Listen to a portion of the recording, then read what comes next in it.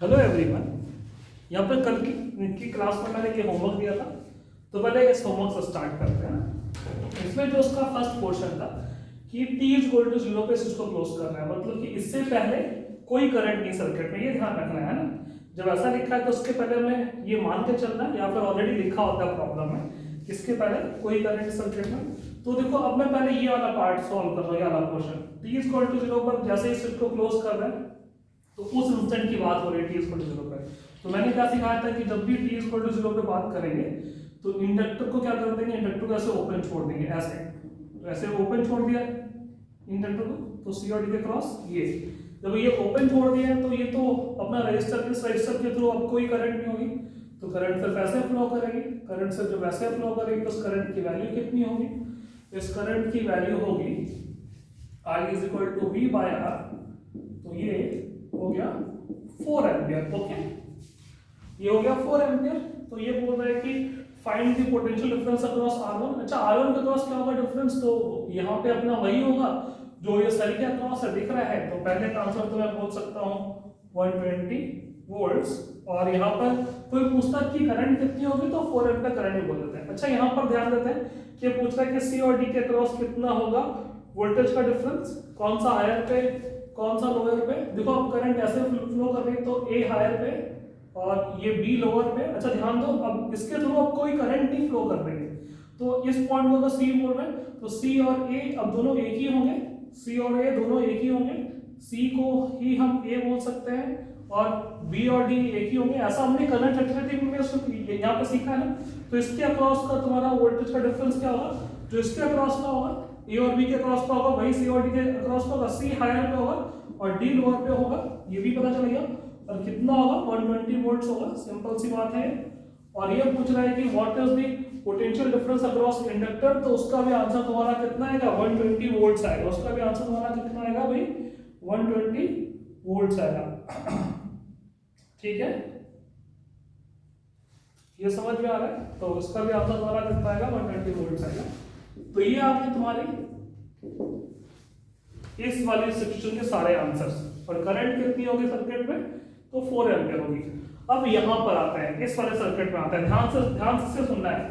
क्या सुनना है कि स्विच को हमने काफी टाइम के लिए क्लोज छोड़ दिया है, आफ्टर अ लॉन्ग टाइम की बात कर रहे हैं और फिर ओपन कर रहे हैं। तो ध्यान से सुनो, जब हम लोग आफ्टर अ लॉन्ग टाइम की बात कर रहे हैं तो हमने क्या सीखा है, हमने सीखा है कि जो मेरा इंडक्टर होता है, इंडक्टर जो होता है मेरा वो शॉर्ट हो जाता है, ऐसे शॉर्ट सर्किट हो जाता है। तो उस वाली कंडीशन में अगर मैं करंट निकालूं, after a long time current निकालूं तो उसके लिए मुझे पता है कि इंडक्टर शॉर्ट हो गया, इंडक्टर है नहीं, तो मुझे करंट निकालना है। तो जो करंट होगा, टोटल करंट आई जो होगा वो यहाँ पर दो पार्ट्स में इनफैक्ट ऐसे डिवाइड भी हो जाएगा। ठीक है, और आई की वैल्यू क्या होगी, वो होगा total V upon total R। तो ये दोनों को हमें ये पैरेलल में ऐड करना है। तो 30 इंटू 50 अपॉन 30 प्लस 50 80। तो सॉल्व करेंगे 120 into 80 upon 30 into 50 cancel out हो गया, तो 3 4 12, तो 8 4 32 अपॉन ये 5 एम्पियर। तो इतनी करंट आएगी। ये करंट अब दो पार्ट्स में डिवाइड होगी, तो मुझे I1 I2 निकालना पड़ेगा। कैसे निकालेंगे I1 I2, तो मुझे पता है कि उस इंस्टेंट पे t इक्वल टू इंफिनिटी पे इन दोनों के क्रॉस वोल्टेज का डिफरेंस यहाँ सेम रहेगा। ये तो अपना शॉर्ट सर्किट हो गया, इंडक्टर तो हटा देते हैं। तो हम बोल सकते हैं कि 30 into I1 R1 is equal to I2 R2, तो 50 इंटू I2। ओके, और हमें पता है कि I1 प्लस I2 कितना है, I1 प्लस I2 कितना है 32। ठीक है, 32 बाय ये 5। तो यहाँ से अगर मुझे ध्यान से सुनो, अगर मुझे I2 निकालना है मान लेते, तो I1 हटा दो, I1 निकालना तो I2 हटा दो, वो तुम्हारी चॉइस है। मान लेते हैं मुझे I2 हटाना है, I2 निकालना है, तो I2 प्लस I1, I1 क्या लिखेंगे, I1 लिखेंगे 5/3 I2 इज इक्वल टू 32/5। तो सॉल्व करने पर कितना आएगा, तो 8 I2/3 इज इक्वल टू 32/5। तो I2 कितना आ जाएगा, I2 आ जाएगा हमारा 3 इंटू 32/5 इंटू 8।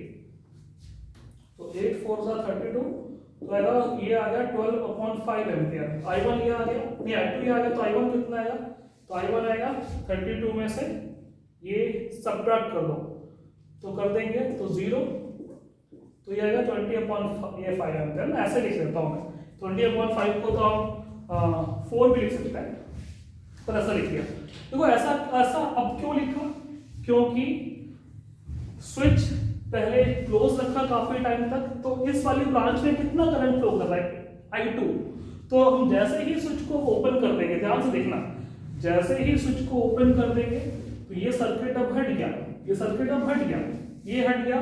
तो मैंने क्या सिखाया था, मैंने ये सिखाया था कि जो इंडक्टर है वो एक्टिव इंडक्टर है, क्योंकि उसके थ्रू करंट फ्लो कर रही है, तो और उसके थ्रू जो उस इंस्टेंट पे भाई करंट फ्लो कर रही है वही करंट अब काम की, उस इंस्टेंट पे करंट क्या फ्लो करे I2 की वैल्यू क्या है, I2 की वैल्यू है अपनी यहाँ पे 12/5 एम्पियर। अब ध्यान से सुनो, ये सब हट जाएगा, ये सब अब कुछ काम का नहीं, ये प्लस माइनस कुछ काम का नहीं है ना। तो अब ध्यान से सुनना है, क्या ध्यान से सुनना है कि ये अब करंट हो गई 12/5, तो यही करंट अब सर्किट में उस इंस्टेंट पे ऐसे फ्लो करेगी, उस इंस्टेंट पे सर्किट में ऐसे फ्लो करेगी, क्योंकि इंडक्टर अब सर्किट में यहाँ पर ऐसे करंट प्रोवाइड करेगा उस इंस्टेंट पे। हाँ, इसके बाद ये करंट थोड़ी डीके होगी, पर उस इंस्टेंट पे तो ऐसे करंट फ्लो करेगी। तो जब ऐसे करंट फ्लो करेगी तो अब कोई पूछे कि करंट कितनी फ्लो करेगी, तो 12/5 एम्पियर। इस स्टोरी पे है ना, इस इंस्टेंट पे की बात कर रहा हूँ मैं, ठीक है। इस इंस्टेंट पे करंट कितनी फ्लो करेगी, अपना 12/5 एम्पियर। फिर पूछ रहा है कि VAB कितना होगा, तो VAB में देखो तुम्हें दिख रहा है करंट अगर ऐसे फ्लो करे तो ये हायर पे और ये लोअर पे होना चाहिए, तो ये भी पता चल गया।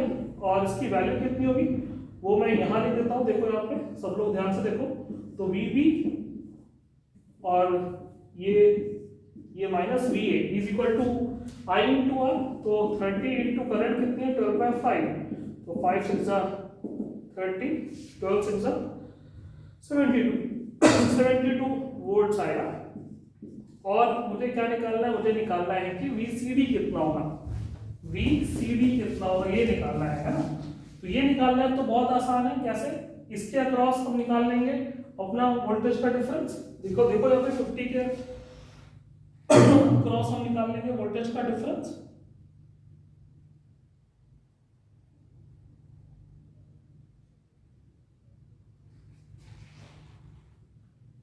ठीक है। और इसके अक्रॉस जो भी वोल्टेज का डिफरेंस होगा, है ना, जो भी डिफरेंस होगा वो इन दोनों के वोल्टेज के डिफरेंस के इक्वल होगा ना। सिंपल सा हम देखो जब ऐसे निकाल रहे ना, जब ये निकालेंगे तो वही चीज जो तुम्हें मैंने बताई थी कि अब ये इंडक्टर इन दोनों को प्रोवाइड कर रहा है अपना करंट, एनर्जी, जो भी तुम बोलना चाहो, इलेक्ट्रिकल एनर्जी।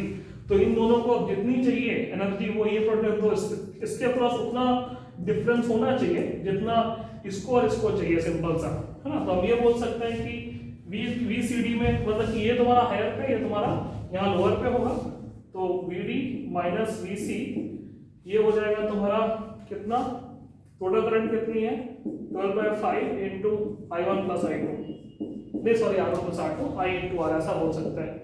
तो 12/5 इंटू 80, तो 5 1 5 5 30, 12 6 72, 7 करें 12 11, 12 और 192 वोल्ट्स है।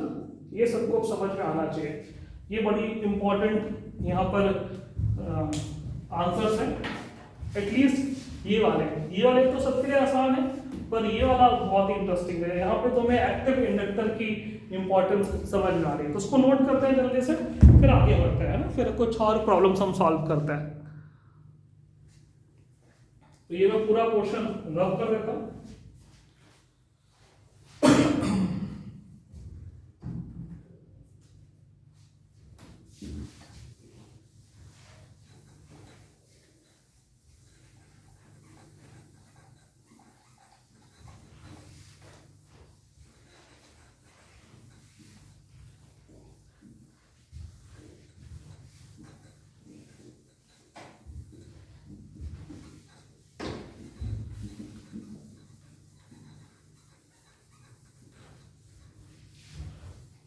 ऐसे एक्टिव इंडक्टर कुछ हाई-फाई नहीं है, वो सिंपल सा नहीं है, अपना डीके का t इक्वल टू 0 ही है वो डीके का। और डीके में देखो अपनी t इक्वल टू 0 का करंट हम लोग I0 लेके चलते हैं। I0 तुम्हारी वहां पर वही करंट थी जो तुम्हारी यहाँ पे ग्रोथ में t इक्वल टू इंफिनिटी पे करंट थी, है ना। वो बस समझने वाली बात है, बस मैंने इसको एक नया नाम दे दिया क्योंकि कुछ बुक्स में से नया नाम दे दिया जाता है, सो दैट कि ये इसको याद रखना आसान पड़ेगा, है ना, इसको याद रखना इजी पड़ता है इसलिए। ठीक है,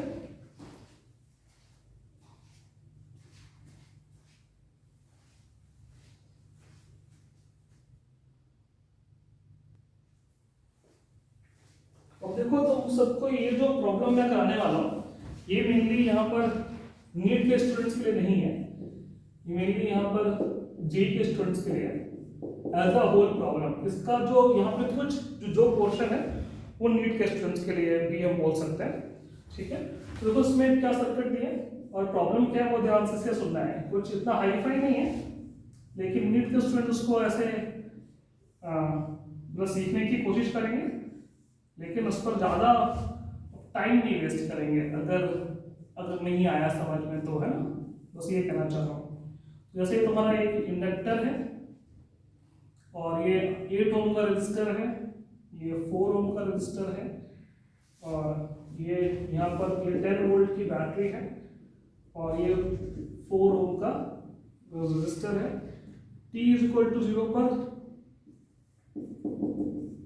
switch is closed, switch S is closed। ठीक है, t इज इक्वल टू 0 पे स्विच इसको यहाँ पे क्लोज किया है। हमें फाइंड क्या करना है, हमें फाइंड करना है 8 ओम के across potential difference as a function of time. Find the potential difference across 8 ohm resistor as the function of time।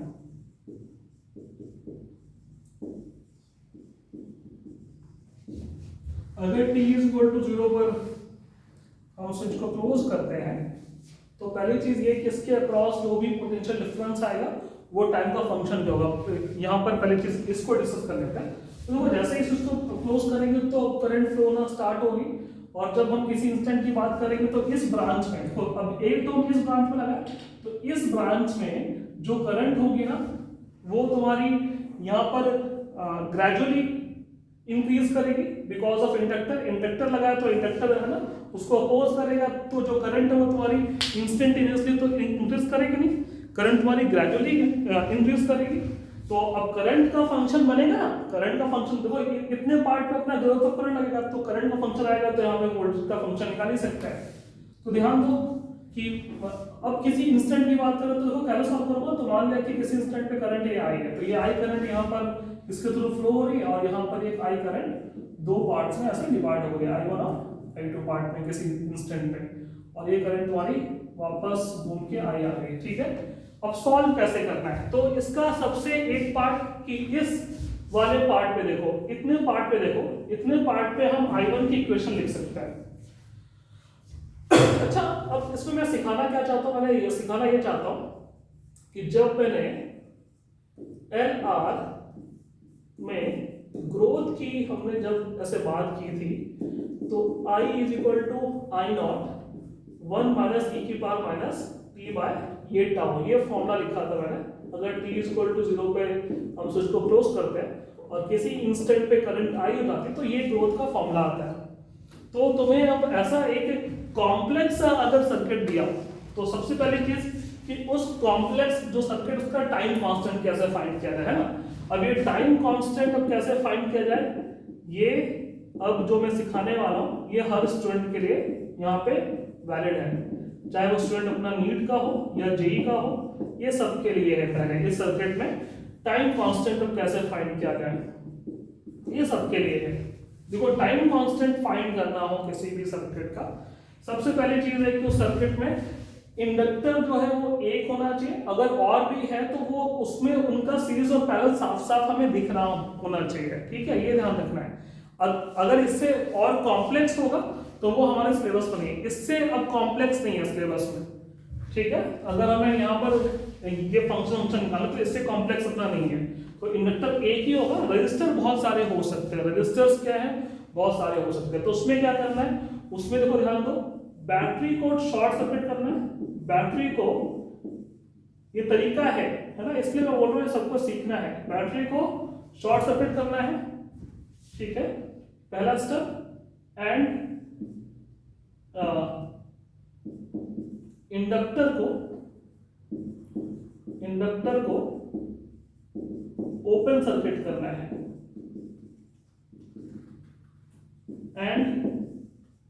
And find R equivalent across inductor, और इंडक्टर के अक्रॉस क्या फाइंड कर लेना, are equivalent. तो तुम्हारा यहाँ पे time constant का फॉर्मूला क्या होगा, वो होगा L बाय आर इक्विवेलेंट, ठीक है। तो आर इक्विवेलेंट हम कैसे निकालेंगे सर्किट का, कि बैटरी को मैंने क्या कर दिया, शॉर्ट कर दिया, तो ये बैटरी को एक वायर से जोड़ दिया, ये तो अपना रहा रजिस्टर, ये भी रहा रजिस्टर, और ये भी रहा रजिस्टर ऐसे, और इंडक्टर को कर दिया ओपन सर्किट ऐसे। तो मुझे आर इक्विवेलेंट किसके अक्रॉस निकालना है, इंडक्टर के अक्रॉस जिसको ओपन किया है। तो ये देखो ये 8 ओम है, ये 4 ओम है, और ये 4 ओम है। कैसे करेंगे सॉल्व, तो साफ साफ दिख रहा है तुम लोगों को, ये दोनों पैरेलल में दिखा ना, पैरेलल में इस दोनों पॉइंट के लिए ये एक रेजिस्टर है, दूसरा रेजिस्टर है, ये दोनों पैरेलल में है, तो 4 का आएगा 2 ओम, फिर ये दोनों हो जाएंगे सीरीज में, तो आर इक्विवेलेंट आएगा 8 + 2, तो ये आएगा 10। तो यहाँ से टाइम कांस्टेंट क्या आएगा सर्किट का, तो ये 1 हेनरी अपॉन 10 ओम, तो 1 बाय अपना 10 सेकेंड है ना, 1/10 सेकेंड। ये चीज पहली बात है सबको समझ में आनी चाहिए। ये तुम्हारा टाइम कांस्टेंट आएगा, टाइम कांस्टेंट ऐसे ही निकालना है ना, 1/10 सेकेंड, ठीक है। होपफुली इतनी बात सबको समझ में आ गई। तो इसको मैं रब कर रहा हूँ, इसको नोट कर लो पहले, ये चीज अब सबको समझ, ये सारे स्टूडेंट को सबको समझ में आनी चाहिए कि ये तुम्हारा तरीका है, प्रोसेस है जो हमें याद रखना है, ठीक है।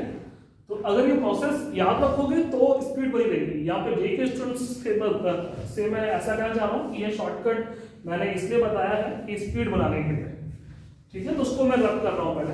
तो इससे क्या हुआ, इससे इस वाले प्रॉब्लम, इस वाले सर्किट का मुझे क्या मिल गया, टाइम कांस्टेंट मिल गया। ये जो तुम्हें सर्किट दिया है इसका तुम्हें टाइम कांस्टेंट अब मिल गया है। तो पहला काम क्या हो गया, टाइम कांस्टेंट मिल गया, ये ठीक है। तो इस सर्किट का टाइम कांस्टेंट कितना होगा, 1/10 सेकेंड्स, ओके। अब आगे की बात आते हैं। आगे की कहानी में क्या है कि तुमने सॉरी ये फॉर्मूला रब कर दिया, यहाँ पर I0 लिखा था, याद है ये I0 क्या होता है, I0 होता है maximum current in the circuit. ये कैसे निकालते हैं, ये निकालते हैं t =∞ पे। तो अब हम लोग अब सेकंड काम क्या करेंगे, तो ये देखो यहाँ पे फर्स्ट स्टेप क्या है, टाइम कांस्टेंट निकालना। सेकंड काम क्या करेंगे कि सर्किट में I0 निकालना, मैक्सिमम करंट। तो अच्छा मैक्सिमम करंट निकालने के लिए बताओ क्या करते हैं, मैक्सिमम करंट निकालने के लिए इसको हम कर देते हैं शॉर्ट सर्किट।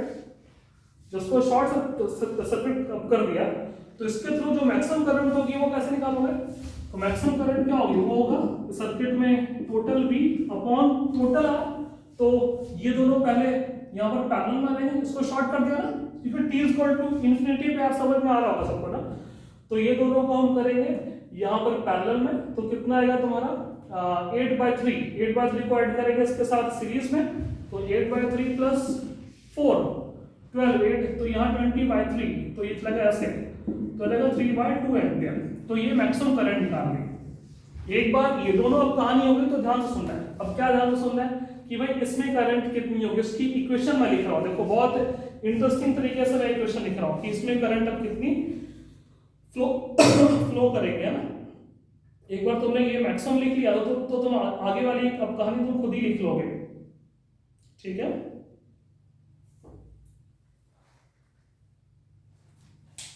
इतना नोट करो पहले सब लोग जल्दी से।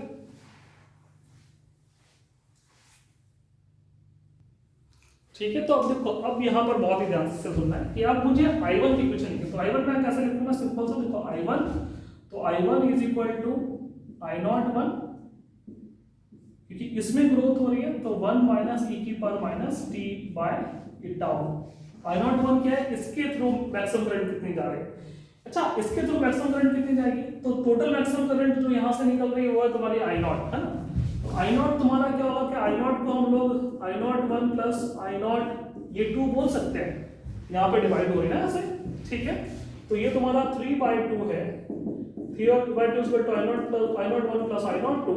और अगर तुम देखो तो तुम बोल सकते हो 4 × I02 =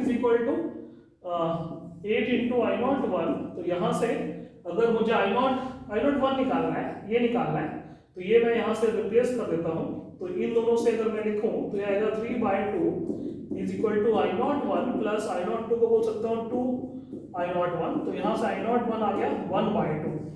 ठीक है, तो ध्यान से लिखते हैं, तो I1 की इक्वेशन जो आ जाएगी वो हो जाएगा 1/2 1 माइनस e की पावर माइनस ये t बाय टाउ, तो टाउ कितना होगा 1/10, तो 10 जाएगा ऊपर, तो 10t। ये आ गई देखो इक्वेशन, ऐसे निकालना है। देखो कितनी जल्दी सारे, ये 3 स्टेप्स है, 3 स्टेप्स यहाँ फॉलो करने। तो अगर इस वाली ब्रांच में जो करंट फ्लो कर रही है, अब मैंने इसी ब्रांच में क्यों लिखा है, क्योंकि मुझे 8 ओम के अक्रॉस निकालना है वोल्टेज। ठीक है, वही वोल्टेज का डिफरेंस। तो मान लेते हैं कि 8 ओम के अक्रॉस वोल्टेज का जो डिफरेंस है उसका सिंबल मैंने ऐसे V ले लिया, तो V निकालना है। तो V कितना होगा, V होगा क्या I1 इंटू R, वही 8 ओम जो है उसका रेजिस्टेंस होगा ना, यही तो बोल सकते हैं। ठीक है, तो सिंपल सा V is equal to 8 into I1, I1 कितना है 1/2 1 माइनस e की पावर माइनस ये यहाँ पे 10t, तो हो जाएगा is equal to 4 1 minus e की पावर माइनस 10t। ओके, ये समझ में आया। देखो ये उस तरीके से सॉल्व किया जो हमारे सिलेबस में है। अब हमारे सिलेबस में जो तरीका अब नहीं है, जैसे कि अपने यहाँ पे थेवेनिन जो थ्योरम ये हमारा हायर लेवल पे आता है, बीएससी लेवल पे आता है या बीटेक लेवल पे आता है, तो उससे भी ये सर्किट को मैं बहुत इजीली सॉल्व कर सकता हूँ। इसलिए यहाँ पर ये ध्यान रखना है कि भाई जेईई के स्टूडेंट्स के लिए मैंने ये बता तो दिया है इस मेथड से, और ये देखिए ये मैं तुम्हारा एक्चुअल में तुम्हारा यहाँ रियल मेथड है, जो मेथड अभी हम इस लेवल पे हम पढ़ सकते हैं। लेकिन तुम्हें मैं थेवेनिन थ्योरम से भी कोशिश करूंगा बताने की, पर एंड में बताऊंगा। ठीक है ना, एंड में बताऊंगा या उसके लिए कुछ एक्स्ट्रा लेक्चर में बताऊंगा। अदरवाइज उसको इग्नोर कर सकते हैं, ऐसा नहीं है ना, उसको बाद में करेंगे डिस्कस। ये तुम्हें सीखने की जरूरत है, क्योंकि इसके लिए कुछ हाईफाई कुछ एक्स्ट्रा चीज हमें सीखने की जरूरत नहीं, जो भी हमने सीखा है उससे ये सॉल्व हो जाता है। ठीक है, यहाँ पर जो भी नीट के स्टूडेंट्स उनके लिए ये बहुत जरूरी है कि उनको किसी भी जो सर्किट है उसका हमें इफेक्टिव उसका टाइम कांस्टेंट निकालना आना चाहिए। फॉर्मूला क्या होता है L/R इफेक्टिव। R इफेक्टिव मैंने अब कैसे सिखाया है कि बैटरी को शॉर्ट करना है, इंडक्टर नहीं, हाँ बैटरी को शॉर्ट किया, इंडक्टर को ओपन किया और इंडक्टर के अक्रॉस R इफेक्टिव निकाल लिया। तो R इफेक्टिव निकालना हमें आ गया है समझ में, तो उससे हमारा ये टाइम कांस्टेंट आ जाएगा। तो उसको नोट करते हैं जल्दी से, फिर आगे बढ़ते हैं। ये टाइप की प्रॉब्लम भी हमारी हो गई, इस पर हम और ज़्यादा नहीं करेंगे, है ना, बस यही एक टाइप करेंगे। तो हम लोग अब अगले टॉपिक पे आते हैं। होपफुली ये सब प्रॉब्लम्स से हमारे जो भी कॉन्सेप्ट्स वो सब क्लियर हो गए होंगे। बाकी तो तुम लोग प्रैक्टिस करना, पहले डीपीपी कर लेना, फिर एनसीईआरटी तो कर ही रहे हैं, तो एनसीईआरटी पे होमवर्क जो दिया है वो करना है। उसके बाद जो भी तुम रेफरेंस बुक फॉलो कर रहे हो, है ना, वो करोगे तो तुम्हारे कॉन्सेप्ट्स और क्लियर हो जाएंगे। तो अब हम लोग स्टार्ट करते हैं mutual inductance. Mutual induction phenomena क्या होता है और म्यूचुअल इंडक्टेंस फिजिकल क्वालिटी कैसे डिफाइन की जाती है।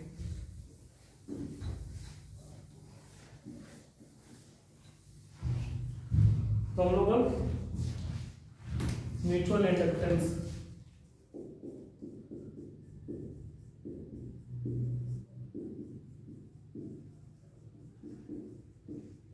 की बात करते हैं ना।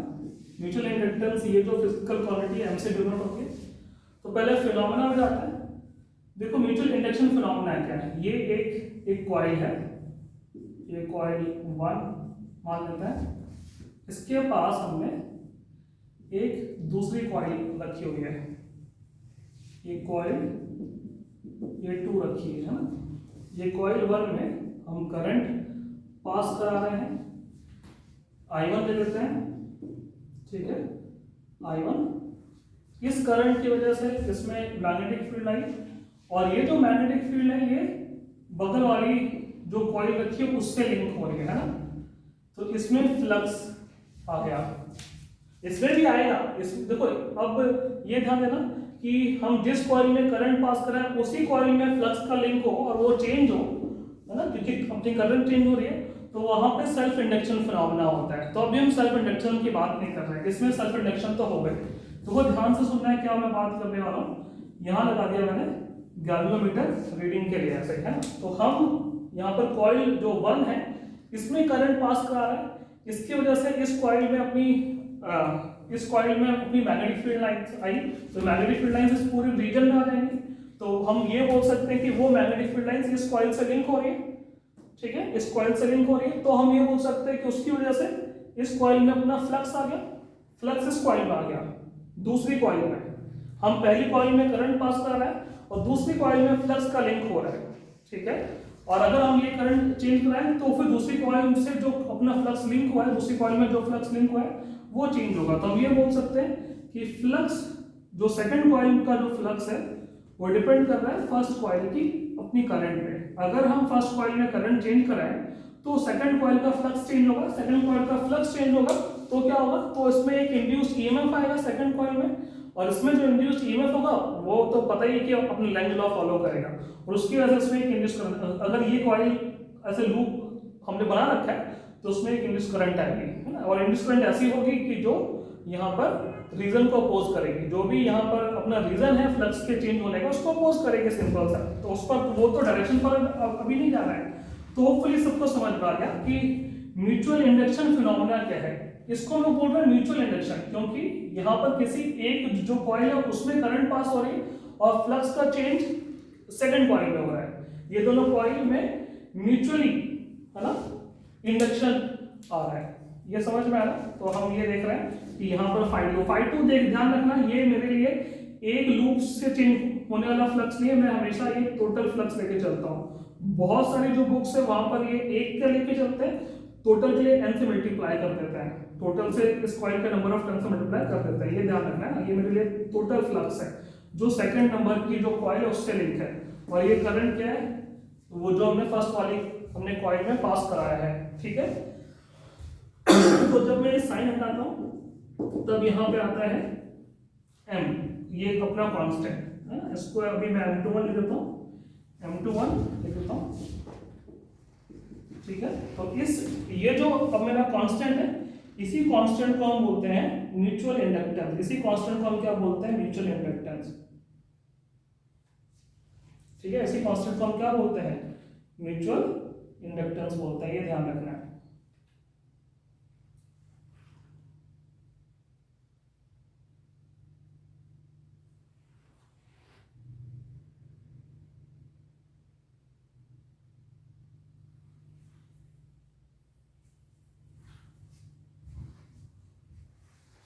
ये उसको ये हम रीड करेंगे, म्यूचुअल इंडक्टेंस ऑफ ये कॉइल जो 2 है विद रिस्पेक्ट टू 1। मुझे इसके सिंबल पर थोड़ा सा ऐसे डाउट हो रहा है, एनसीईआरटी में M12 लिया है या M21 लिया है, तो जो एक बार देख लेता हूँ। हाँ, ये एनसीईआरटी के हिसाब से सिंबल सही है ना। अगर हम लोग ये निकाल रहे हैं, ये φ2 मतलब कि सेकंड कॉइल में करंट हो रही है, ये सेकंड कॉइल में फ्लक्स चेंज हो रहा है, फर्स्ट कॉइल में करंट हो रही है, तो हम M21 लिखते हैं, म्यूचुअल इंडक्टेंस ऑफ 2। यहाँ पे कॉइल 2 रिस्पेक्ट टू यहाँ 1, और इसका वाइसा वर्सा। वाइसा वर्सा क्या है इसका, ध्यान देना। वाइसा वर्सा क्या है कि अगर हम सेकंड कॉइल में करंट पास कराएं और फर्स्ट कॉइल में फ्लक्स का लिंक उल्टा कर दूं मैं, अगर तो फ्लक्स का लिंक फर्स्ट कॉइल में हो रहा है, सेकंड कॉइल में करंट पास करना इसकी वजह से हो रहा है, तो इस केस में जो हम म्यूचुअल इंडक्टेंस लिखेंगे वो लिखेंगे M12, ठीक है। ऐसे ये तो हमारा म्यूचुअल इंडक्टेंस है of coil 1 with respect to ये 2। तो यहाँ पर एक बहुत ही इंपॉर्टेंट सी चीज है कि क्या इंपॉर्टेंट चीज है कि ये हमेशा ट्रू होता है, ये हमेशा ट्रू होता है। इसको हम एक केस के लिए प्रूफ भी करेंगे, है ना, एक केस के लिए प्रूफ भी करेंगे। लेकिन ये ध्यान रखना ये होता हमेशा ट्रू है, ये होता हमेशा ट्रू है, ये हमें ध्यान रखना है। M12 is always equal to M21, ठीक है, ये हमें ध्यान रखना है। और इसको हम लोग एक केस के लिए प्रूफ करेंगे, तो वो केस यहाँ पर जो लिया है वो लिया है एक सोलेनॉइड का केस लिया है एनसीईआरटी में ना। तो यहाँ पर ये सोलेनॉइड देखो अब कैसे है, सोलेनॉइड S1 और S2। यहाँ पर ये यहाँ पर ऐसे सोलेनॉइड्स लिए हैं, ऐसे 2 सोलेनॉइड्स लिए हैं, एक ये बाहर वाला सोलेनॉइड है और ये अंदर सोलेनॉइड है ना, ऐसे अंदर वाला S1 है, बाहर वाला S2 है, ठीक है। अंदर वाले का रेडियस तो है R1 दिया है, बाहर वाले का रेडियस हमें R2 दिया है, दोनों की लेंथ हमने L ली है और दोनों ये यहाँ पर अपने लॉन्ग सोलेनॉइड्स हैं, ठीक है। और अंदर वाले पर ये number of turns per unit length N1 है, बाहर वाले पर number of turns per unit length N2 है, ठीक है। ये हमें डेटा यहाँ पे अब गिवन है, ये ध्यान रखना है, ये सब डेटा हमें अब गिवन है। तो अब देखो मैं सॉल्व करता हूँ, उनका म्यूचुअल इंडक्टेंस अब निकालता हूँ, ठीक है। तो म्यूचुअल इंडक्टेंस अब निकालते हैं कि क्या आने वाला है। तो देखो यहाँ पर पहले मैं निकालता हूँ ये वाला कि हम लोग अंदर वाले में करंट पास कराए, अंदर वाले में करंट पास करा रहा हूँ और जो फ्लक्स का लिंक हो रहा है वो बाहर वाले का हो रहा है। तो मान लेते हैं कि अंदर वाले पे करंट मैंने पहले मैं M21 निकालता हूँ, तो क्या होगा फॉर्मूला 5/2/I1। तो अंदर वाले पे मैंने I1 करंट पास कराई। तो ध्यान से सुनना, अगर मैं अंदर वाले पे सिर्फ इस वाले पे अगर करंट पास कराऊंगा, ध्यान से सुनना, तो इस वाले पे करंट पास कराऊंगा तो इतने ही रीजन में अपनी मैग्नेटिक फील्ड होगी, इतने ही रीजन में अपनी मैग्नेटिक फील्ड होगी, और इस मैग्नेटिक फील्ड की वजह से हमें इस वाले पे फ्लक्स निकालना है, ठीक है। तो देखो अब इतने रीजन पे मैग्नेटिक फील्ड होगी, तो इसका जो बाहर वाले का एरिया तुम्हारा इतना यहाँ पे बड़ा है, लेकिन उससे कोई मतलब नहीं है, क्योंकि फ्लक्स का चेंज तो सिर्फ इतने पोर्शन से हो रहा है ना, फ्लक्स का चेंज तो सिर्फ इतने पोर्शन से हो रहा है ना। तो हम यहाँ पर जब बाहर वाले में फ्लक्स का चेंज निकाला है तो सिर्फ इतने पोर्शन का भी फ्लक्स का चेंज निकालेंगे। तो कितना फ्लक्स का चेंज हो रहा है, तो मैग्नेटिक फील्ड कितनी है, μ0 N1I1, ये मैग्नेटिक फील्ड हो गई है ना। इस मैग्नेटिक फील्ड की वजह से बाहर वाले की एक रिंग पे एरिया का वो निकालना है फ्लक्स का चेंज, तो ये होगा ये πr1²। यहाँ पर R1 क्यों आ रहा है, क्योंकि जो मैग्नेटिक फील्ड लाइन सिर्फ इतने रीजन से पास हो रही है, तो हम सिर्फ इतने का ही तो क्रॉस सेक्शन निकालेंगे ना, तो क्योंकि B × A कौन सा लेंगे, जितने पार्ट से अपनी मैग्नेटिक फील्ड अपने पास हो रही है सिर्फ, ठीक है। देखिए उतने में से तो चेंज आएगा सब ये, लेकिन टोटल निकालना है फ्लक्स, तो बाहर वाले के नंबर ऑफ टर्न्स लेने पड़ेंगे, तो N2, ठीक है, अपॉन I1। तो यहाँ से I1 से I1 कैंसिल आउट कर दिया, ठीक है। तो M21 कितना आएगा, वो आएगा तुम्हारा μ0 N1 πr1² × N2। N2 upon L × L, मैं L से मल्टीप्लाई और डिवाइड करता हूँ, उसको मैं लिख दूंगा N1।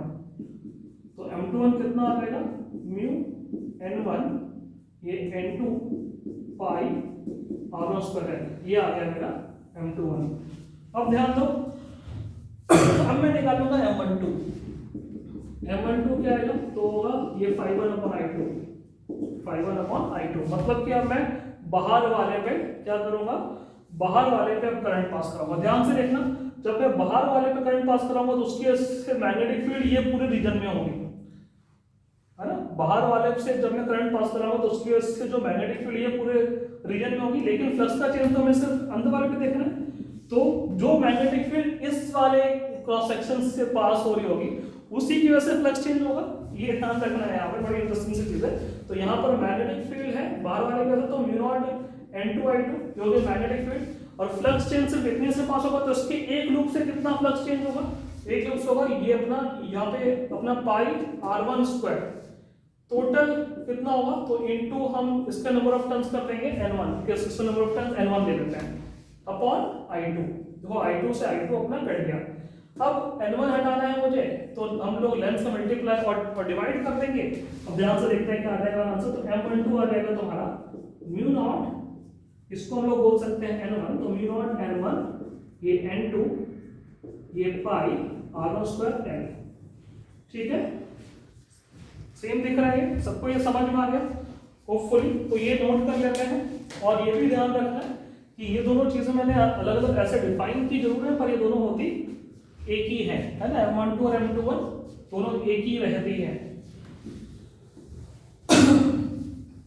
अब लोग म्यूचुअल इंडक्टेंस निकालते हैं। एक ऐसा सिनेरियो है जो हमें एनसीईआरटी में दिया है, एक प्रॉब्लम दिया है, काफी इंटरेस्टिंग प्रॉब्लम है एनसीईआरटी का, उसका निकालते हैं म्यूचुअल इंडक्टेंस, है ना। तो ये मैं पूरा रब कर रहा हूँ।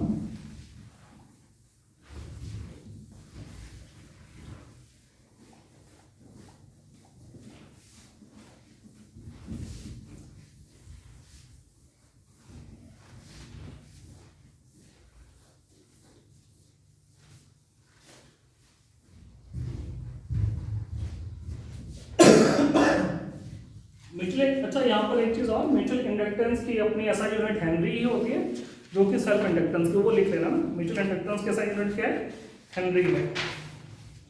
तो मैं एनसीईआरटी की एडिशनल एक्सरसाइज जो होती है उसका प्रॉब्लम सॉल्व करा रहा हूं 6.16।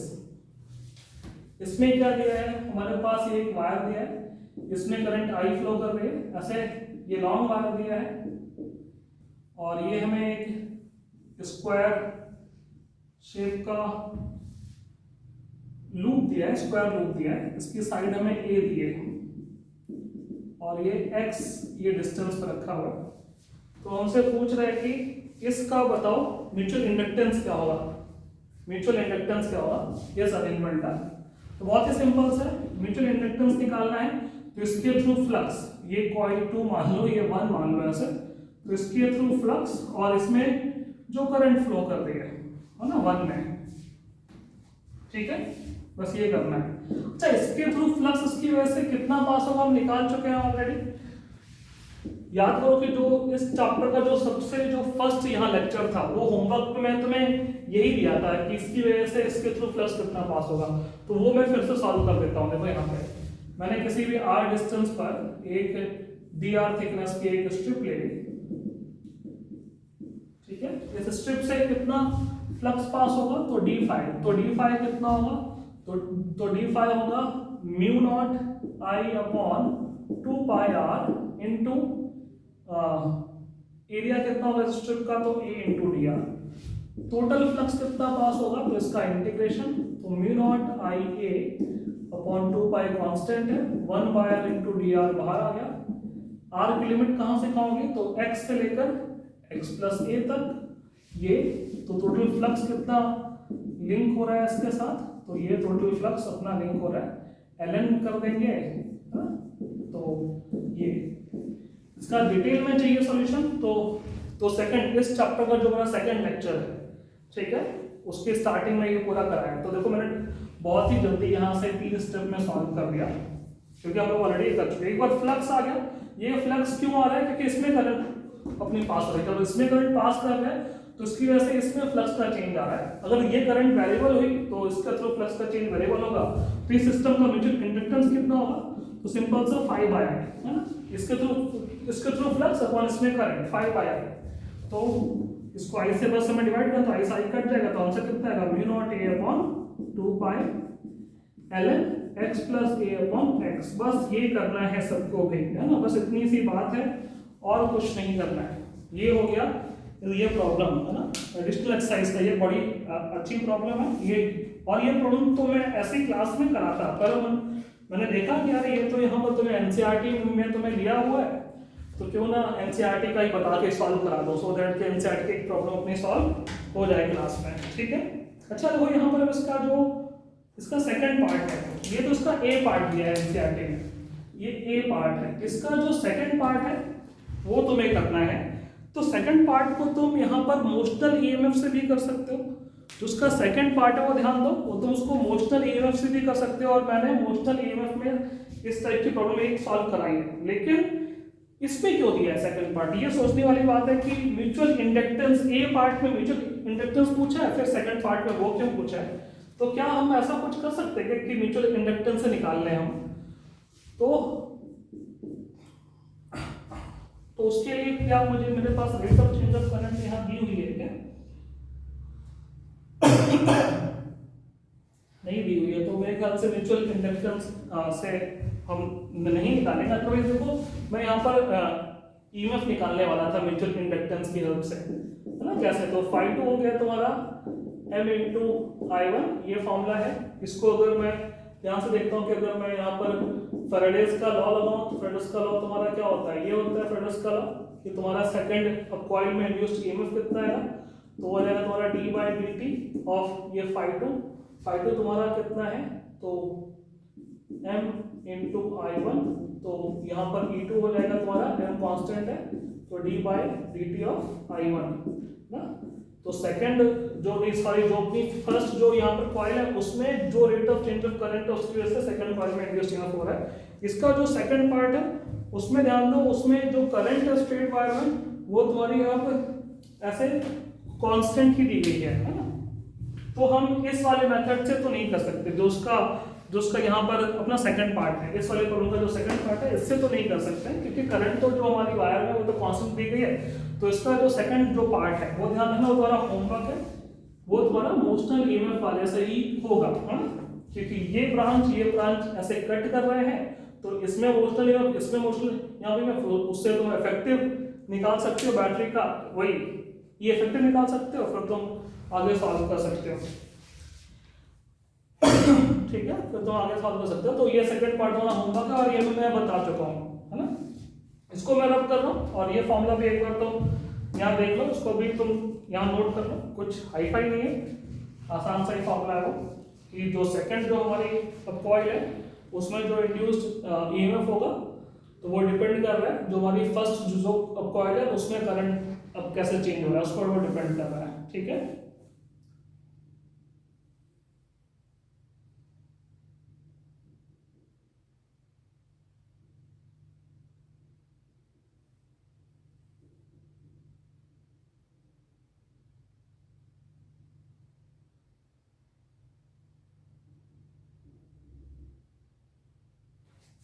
अब आगे बढ़ते हैं, आगे कुछ और फॉर्मूला लिखते हैं। म्यूचुअल इंडक्टेंस को हमें निकालना तो आ ही गया है, कुछ ज्यादा हाई फाई चीज तो है नहीं है, और म्यूचुअल इंडक्टेंस में इतना ज्यादा कुछ प्रॉब्लम्स भी इतनी ज्यादा कुछ है दिखती भी नहीं है हमें प्रीवियस में भी। हाँ, तो देखो यहाँ पर अब हम लोग बात कर लेते हैं ये कुछ ऐसे केसेस जिनका कोई ज्यादा इतना ज्यादा इंपॉर्टेंस है नहीं, फिर भी इन सबको डिस्कस कर लेते हैं। टोटल फ्लक्स लिंक्ड ये to a pair of coils, मतलब कि अब टोटल फ्लक्स की बात कर लेते हैं।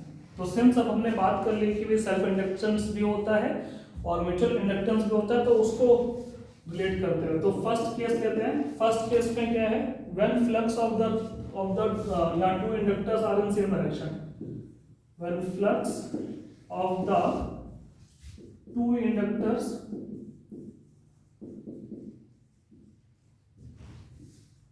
Are in same direction. इसका मतलब है कि जैसे मेरे पास ये एक इंडक्टर लिया है मैंने, ऑफ कोर्स ये सोलनॉइड का शेप का लिया है, तो यहाँ पर भी एक दूसरा इंडक्टर लिया है मैंने, और लेट अस से इसमें मैं I1 पर करंट पास करा रहा हूँ, ठीक है, इसमें मैं I2 करंट पास करा रहा हूँ। इसके थ्रू जो फ्लक्स है ये ऐसी डायरेक्शन है और इसके थ्रू भी वही सेम डायरेक्शन में ही है ना, सेम डायरेक्शन में, ठीक है, सेम डायरेक्शन में है उन दोनों का फ्लक्स। उन दोनों का फ्लक्स ऐसे ज्वाइन की बात हम नहीं कर सकते ऐसे, ठीक है, वो मैंने बस ऐसे दिखा दिया फिगर के फॉर्म में, ठीक है, हम सेम डायरेक्शन की बात कर रहे हैं। तो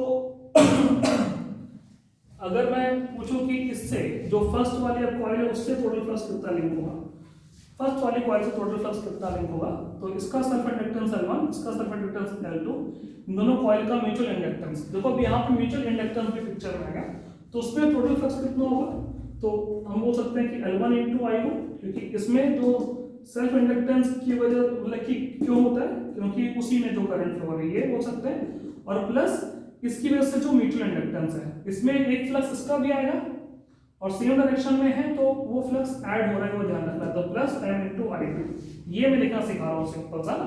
ये क्यों है? खुद की वजह से। ये क्यों है? इसी में जो फ्लक्स की बात कर रहा हूँ हम, इसमें जो फ्लक्स की बात कर रहे हैं, एक तो खुद की वजह से और एक इसकी वजह से।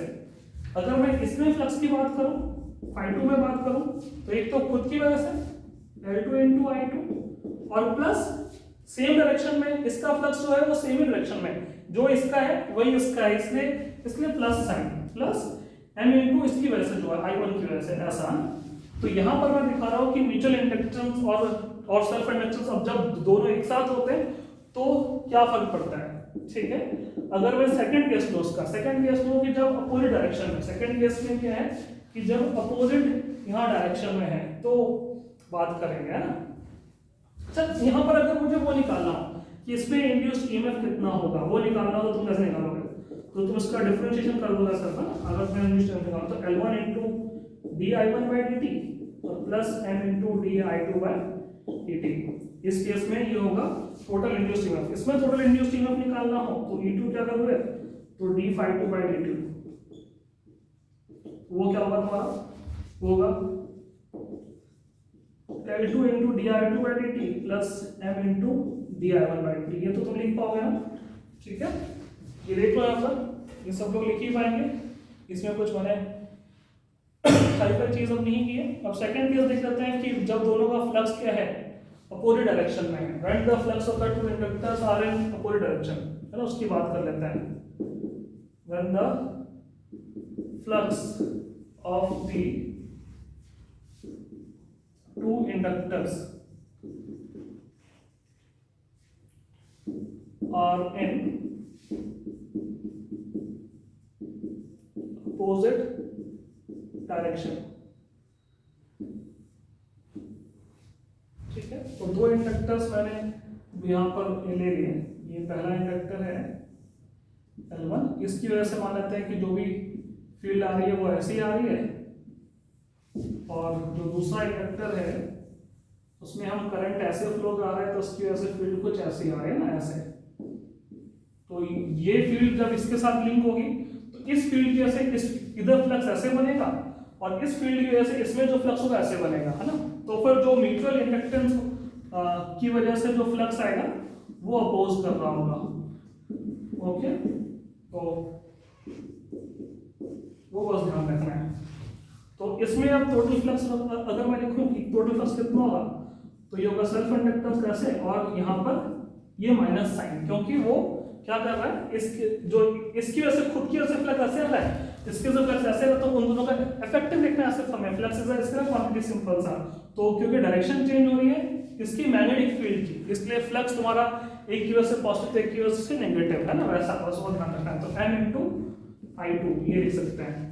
इसमें कितना लिखोगे तुम टोटल फ्लक्स, तो φ2 क्या होगा, तो φ2 होगा सेल्फ इंडक्टेंस की वजह से जो फ्लक्स ये आया तुम्हारा L2 इंटू I2, और प्लस नहीं यहाँ पे अपना माइनस, क्योंकि ये भी तो आप अपोज करेंगे ना, इसके से खुद का फ्लक्स ऐसे, इसके से फ्लक्स ऐसे, तो उसके इफेक्टिव फ्लक्स सब्ट्रैक्शन हो जाएगा। तो m इंटू I1, इसमें जो फ्लक्स आएगा इसकी वजह से जो करंट उसकी होगा ना म्यूचुअल इंडक्टेंस वाला। अगर मुझे इसको इसमें इमोशनल नहीं इंड्यूस ईएमएफ निकालना, इमोशनल ईएमएफ नहीं इंड्यूस ईएमएफ निकालना, उसको डिफरेंशिएट कर देंगे तो ये ऐसा आ जाएगा। इसमें निकालना तो ये ऐसा आ जाएगा।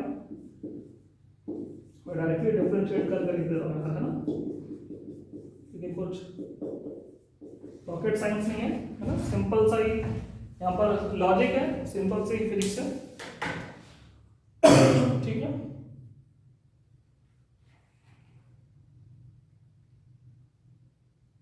तो चलो मैं इसको रब कर देता हूँ, फिर आगे बढ़ते हैं हम लोग।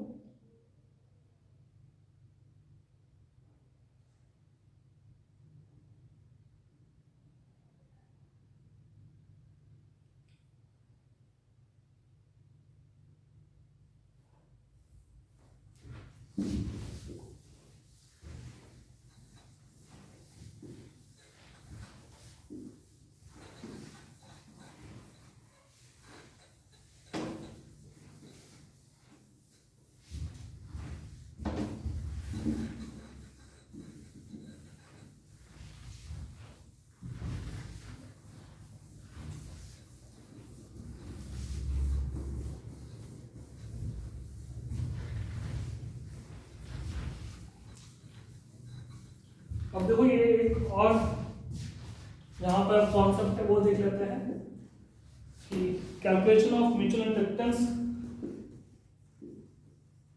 कैलकुलेशन ऑफ म्यूचुअल इंडक्टेंस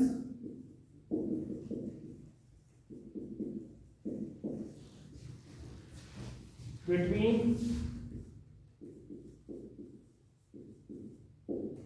ये टू कॉइल्स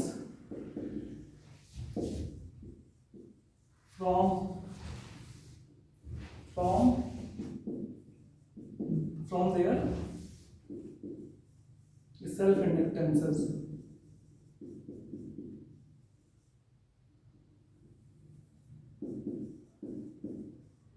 ये टू कॉइल्स है, तो हमें यहाँ पे क्या करना है, यहाँ पर हमें ये करना है कि उन दोनों कॉइल्स का जो सेल्फ इंडक्टेंस और म्यूचुअल इंडक्टेंस है उनके बीच रिलेशन निकालना है। तो वो सिंपल सा है, किसी भी एक कॉइल का सेल्फ इंडक्टेंस क्या होगा कि उसके उसी कॉइल में फ्लक्स का लिंक और उसी कॉइल में जो करंट फ्लो हो रही है। दूसरी कॉइल पे लिखिए तो हम ये लिख सकते हैं ना भाई। अच्छा, अगर मैं म्यूचुअल इंडक्टेंस की बात करूँ, मैं अगर M12 की बात करूँ तो तुम क्या लिखोगे? तुम लिखोगे flux in second coil upon current in first coil. अगर मैं M21 की बात करूँ वो होगा तुम्हारा फाइबर अपॉन I2। ये लिख सकते हैं ना हम लोग, ठीक है। वैसे तुम लोग को बोला था कि ये तो तुम्हारी वैल्यूज अपनी यहाँ पर सेम ही रहती हैं, तो उसको तुम ऐसे भी बोल सकते हो या ऐसे भी बोल सकते हो। ये तो जैसे यहाँ पे सेम ही रहता है, ठीक है ना, ये तो तुम्हारा सेम रहता है, तो तुम ऐसे ऐसे ऐसे लिख सकते हो और ऐसे लिख सकते हो। अब देखो ध्यान से, अब सुनने की बात क्या है, अब ध्यान से सुनना क्या है। When two coils are placed such that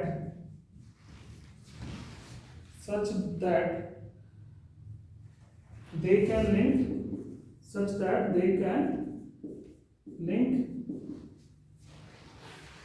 interlink a maximum flux, such that they can interlink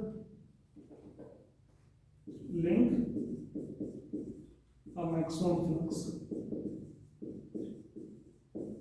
maximum flux interlink हो रहा है, उसका मतलब है कि हमने कॉइल्स को ऐसे रखा है कि φ1 = φ2 हो रहा है ना, उनके बीच का जो फ्लक्स का लिंक है वो φ1 = φ2 हो रहा है, ठीक है। φ1 = φ2 हो रहा है, ये ध्यान दो। हमने ऐसे रखा है कि φ1 = तुम्हारा क्या है, यहाँ पर ये φ2 हो रहा है। ये केस अब कैसे मिल सकता है? लेट अस से कि ये हमने एक ऐसे कोर ले लिया, इस कोर में एक कॉइल को ऐसे उसकी वाइंडिंग कर दी और दूसरे कॉइल की ऐसे वाइंडिंग कर दी है ना। ध्यान रखना कि आइडल सिनेरियो तो अब कभी होता ही नहीं है, इसमें भी कुछ ना कुछ फ्लक्स का तो अपना लॉस होता है, कुछ ना कुछ फ्लक्स का लॉस होता है, पर ये सिनेरियो हम बोल सकते हैं कि उसमें ऑलमोस्ट अपना मैक्सिमम फ्लक्स लिंक हो रहा है। मान लेते हैं कि आइडल सिनेरियो में मैक्सिमम फ्लक्स ऐसे लिंक हो रहा है, ठीक है। तो उस सिचुएशन में क्या होगा? उस सिचुएशन में हम ये बोल सकते हैं कि L1 L2 जो है, इस अब मैं L1 L2 लिखूं तो उस सिचुएशन में हम क्या बोल सकते हैं कि L1 × L2 जो है वो किसके इक्वल आ जाएगा? हाँ ध्यान दो, L1 × L2 के किसके इक्वल? तो L1 × L2 क्या है? φ1 / I1 × φ2 / I2। अच्छा, मैं φ1 और ये तो इक्वली बोल रहा हूँ, देखो यहाँ पे ध्यान दो, ये φ1 I2 इसको भी m बोल सकते हैं और φ2 I1 इसको भी m बोल सकते हैं, तो ये देगा m × m²। ये समझ में आ रहा है? और उस केस में ये एक फॉर्मूला आ गया कि m तुम्हारा किसके इक्वल होता है? L1 × L2 के रूट के। अच्छा, यहाँ पर ये ध्यान देना है कि जो म्यूचुअल इंडक्टेंस जो होता है, दो कॉइल्स की बात कर रहे हैं, वो तुम्हारा किसके इक्वल होता है? वो इक्वल होता है √L1 L2 के, ठीक है, √L1 L2 के। लेकिन ये तभी हो सकता है, ठीक है, ये तभी हो सकता है जब फ्लक्स का जो लिंक है वो तुम्हारा इक्वल होना चाहिए। फ्लक्स का लिंक क्या होना चाहिए? इक्वल होना चाहिए। लेकिन जो प्रैक्टिकल केसेस है, इन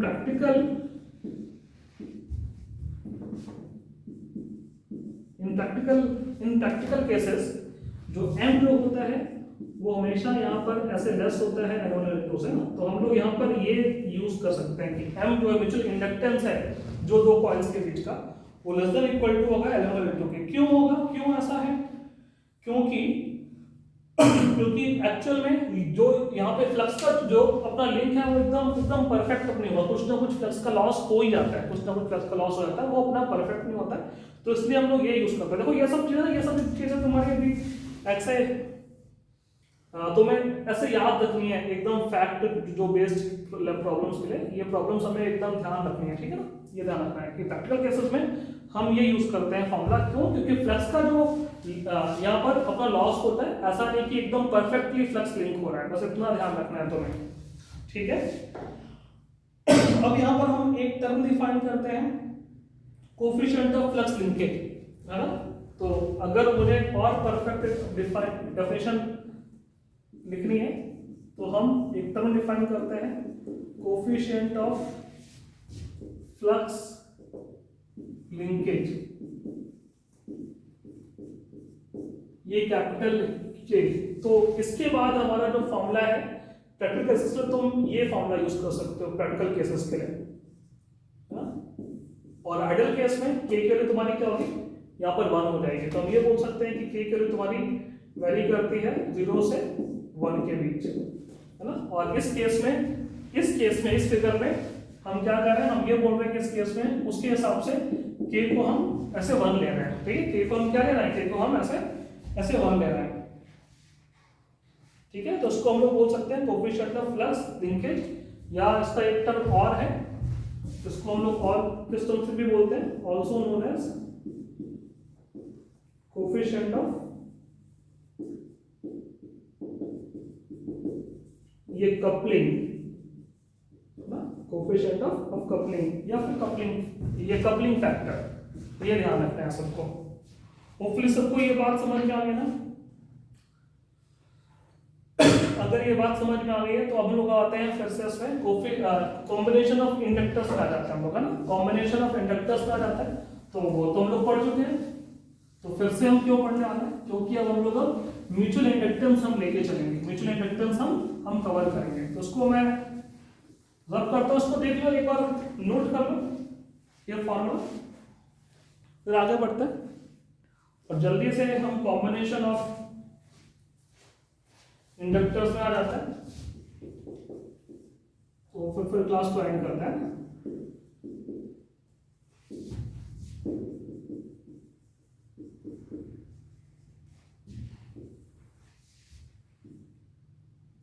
यहाँ पे लिखता हूं मैं, क्या कर रहा हूं मैं, म्यूचुअल इंडक्टेंस इज कंसिडर्ड। उसमें सीरीज कॉम्बिनेशन में बात कर रहा हूं। देखो अब ध्यान रखना है इसमें, अब हम हमारे स्कोप के अंदर की बात कर सकते हैं कि अगर 2 इंडक्टर्स हैं तो भी बात कर सकते हैं ना। 2 इंडक्टर्स अब ऐसे पास पास रखे हैं, इसमें ये इंडक्टर्स अभी ऐसे रखे हैं कि अब कैसे रखे हैं कि इन दोनों का फ्लक्स एक ही डायरेक्शन में, मैं ऐसे लिख देता हूं, इन दोनों का फ्लक्स क्या है, एक ही डायरेक्शन में है, ये ध्यान रखना है। इन दोनों का फ्लक्स अब एक ही डायरेक्शन में है, इसकी नहीं लिखता हूं, ये अपनी सेल्फ इंडक्टेंस इसका L1 है, ये L2 है, उनके बीच का म्यूचुअल इंडक्टेंस M1 है। इसमें करंट ऐसे पास हो रही है कि इन दोनों की वजह से जो वो एक ही डायरेक्शन में है, तो फ्लक्स का लिंक एक ही डायरेक्शन में होगा ना। तो ये अंदर वाले एरो से पहचानने में है। तो ये इसका फर्स्ट केस है। फर्स्ट केस क्या है कि जब एक ही डायरेक्शन में है, तो ध्यान रखना है कि इसका जो मैं इक्विवेलेंट इंडक्टेंस लिखूंगा तो कैसे लिखूंगा, तो आएगा L1 प्लस L2 प्लस ये 2M, L1 plus L2 plus 2M, ये आएगा तुम्हारा इसका mutual inductance L1 plus L2 plus 2M। अब बहुत सारे स्टूडेंट्स सोचेंगे कि सर ये 2M कहाँ से है, तो देखो उसको मैं प्रूव करता हूँ। ऐसे इसके डायरेक्शन की कोई जरूरत नहीं है, पर प्रूव कर सकते हैं। और जो मैंने अभी पीछे सिखाया है ना, टोटल फ्लक्स निकालना, उस लॉजिक से हम प्रूव कर सकते हैं। कैसे प्रूव कर सकते हैं उस लॉजिक से, ध्यान से सुनना, बहुत इंटरेस्टिंग है। जैसे मैं इसकी बात करूं, ये फर्स्ट कॉइल है, मान लो फर्स्ट कॉइल में टोटल फ्लक्स लिखूं तो लिखूंगा L1 इंटू आई। अच्छा, अब सीरीज में आई तो सेम है, सीरीज में आई सेम है, तो सेकंड कॉइल में भी करंट आई है, तो प्लस M इंटू आई। इस कॉइल में जो करंट है उसकी वजह से जो फ्लक्स, लेकिन दोनों करंट में, दोनों कॉइल में करंट सेम है, इसलिए ऐसा आ गया है। अगर मैं सेकंड कॉइल में फ्लक्स निकालूं तो क्या लिखोगे तुम, I2 इंटू उसी कॉइल में current plus M into first coil में करंट, ऐसे, ठीक है। अब मैं इसकी वजह से यहाँ पर फर्स्ट कॉइल में जो वो निकालूं कि ईएमएफ का चेंज कितना है, तो तुम लिखोगे L into d i by d t और plus M into d i by d t. अगर मैं इसमें निकालूं तो उसका differentiation L2 into d i by d t plus M into d i by d t. अब मैं totally जो मैंने किया था वहां पर ए बी मान के, तो अगर मैं बी ए बी लिखूं तो क्या मैं V1 प्लस V2 लिख सकता हूं, और इन दोनों को हटा के एक लगाना है यहाँ पर इंडक्टर, और उस इंडक्टर की सिर्फ इंडक्टेंस क्या होगी, तो उसके लिए लिखूंगा तो मैं लिखता हूँ L equivalent into D i by d T लिख सकता हूं मैं यहाँ पे VAB की जगह पे। तो V1 क्या होगा, वो होगा L1 into d i by d t plus M into d i by d t, और V2 क्या होगा, वो होगा L2 into d i by d t plus M into d i by d T. तो देखो तुम D i by d T से D i by D तुम कैंसिल आउट कर दो और सॉल्व कर लोगे तो L इक्विवेलेंट आ जाएगा तुम्हारा L1 plus L2 plus 2M, है ना। होपफुली सबको ये फॉर्मूला समझ में आया, ठीक है। ये इसका ऐसे प्रूफ है, इसको नोट करो जल्दी से। इसका देखो मैं सेकंड पार्ट बताता हूँ, इसको नोट करो। सेकंड पार्ट पे आते हैं, ये रब कर रहा हूं मैं। तो सीरीज कॉम्बिनेशन का जो सेकंड पार्ट है उसमें क्या है, उसमें वही चीज है कि हमने ऐसा अरेंज कर रखा है कि जो फ्लक्स का लिंकेज है वो अपोजिट होना चाहिए। तो उसके लिए बहुत सारी अब बुक्स में ऐसे दिया होता है डायग्राम, ऐसे दिया होता है डायग्राम नहीं, यहाँ पर बस वो जो ऑथर्स है वो बस यही शो करना चाहते हैं कि फ्लक्स का लिंकेज तुम्हारा क्या है, मतलब इसमें फ्लक्स का लिंकेज ऐसे है, इसमें अगर ऐसे आ रहा है तो इसकी वजह से ये ऐसे आ रहा है डायरेक्शन, ठीक है। ये दोनों सामने सामने है। तो अब इसमें इसका सेल्फ इंडक्टेंस L1 है, इसका L2 है, दोनों का म्यूचुअल इंडक्टेंस M है। तो इसमें अब एक इक्विवेलेंट कैसे आएगा, वो आएगा तुम्हारा L1 plus L2 minus 2M, ठीक है। माइनस साइन कहां से है, देखो तो अगर मैं प्रूफ में आऊं तो मैंने क्या बोला कि ये अपोजिट कलर, तो इसमें टोटल बताओ फ्लक्स कैसे लिखोगे, तो L1 I और इसके ऐसे अपोजिट, इसके ऐसे है तो इसके ऐसे अपोजिट, तो फिर ये माइनस। सेकंड वाले में कितना है, तो L2I और उसके ऐसे अपोजिट, तो ये माइनस, यहाँ पर ये माइनस, यहाँ पर ये माइनस, सब टोटल तो ऐड ही करेंगे, है तो सीरीज में, तो ये माइनस और ये माइनस लिखेंगे और सॉल्व करेंगे तो यहाँ देखो ऐसे माइनस आ जाएगा, है ना। होपफुली सबको ये समझ में आए। वैसे इस पर ज़्यादा लोड नहीं लेना, ये तो मैंने तुम्हें एक्स्ट्रा चीज़ें भी बताई हैं, उसको नोट कर लेना और कल हम लोग उसको आगे कंटिन्यू करेंगे। तो अगली क्लास में मिलते हैं, ओके।